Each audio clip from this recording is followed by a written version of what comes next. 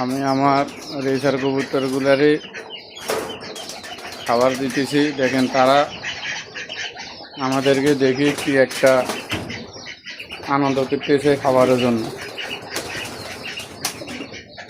এগুলো হলো মাটি কবুতর। এখন তাদেরকে খাবার দিব। তারা বহুত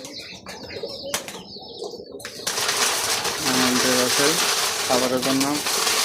অনেক অপেক্ষা ছিল। কত দিয়ে দেবো।